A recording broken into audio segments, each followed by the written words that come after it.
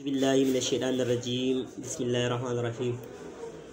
Yan uwa, a madadin lokacin masoya Sahibul Faidatu Tijjaniya majazubai, taron mu na majazubai, a madadin masu shiryawa da masu tsarawa gaba daya, madadin yan uwa da abokan arziki, a madadin maulanmu masoyinku a koda yaushe, wato Sahibul Faidatu Tijjaniya Barhama Inyas, a madadin zawiyatin maulatina sayyidatina Rahinatu Bai sai da atina lafiya, ake sanar da daukacin masoya gaba daya na sassa daban-daban na duniya da kira zuwa ga amsa sakon gayyata da aka saba yi duk shekara. To yau ma fa Allah ya kai mu wannan lokaci, a madadin Sheikh Muhammadu Ishaq dan anta awai, taron majazubai kenan kai tsaye,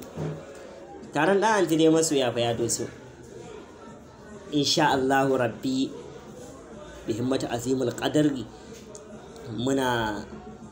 Yau muna da 14 ga watan January, to insha Allah za a yi wannan taro ne na soyayya a 12 ga watan February, inda kuma za a cancare da ababayen soyayya, musamman tun da kan zaman majalisi, zaman zikirin juma'a, taron sha'irai da sauransu. Sannan musamman kuma akwai tattaki da muka saba yi a cikin garin Awai na rali, wanda in ya gani, wanda ya gani ya gani, sannan wanda bai taba gani ba kuma muna sanar da shi. 12 ga wata na February, amma tun daga ranar 10 ga wata Alhamis kenan za a yi zaman soyayya, musamman kuma muna cikin watan Rajab na Sahibul Faidatu Tijjaniya.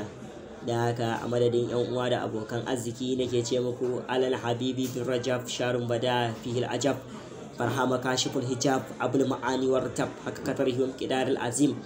Domin neman ƙarin bayani sai a tuntube mu a wannan lamba 08184778966, sakon WhatsApp.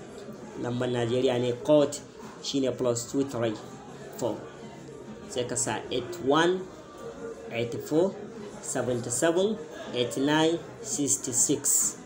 mai lambar a tura masa sako cikin natsuwa da kwanciyar hankali, a tambayi abin da ake so ko kuma wani ƙarin bayani. don haka masoya kuma hadimai sai a tashi da a hidimtawa zatin shehu. Muna godiya sosai.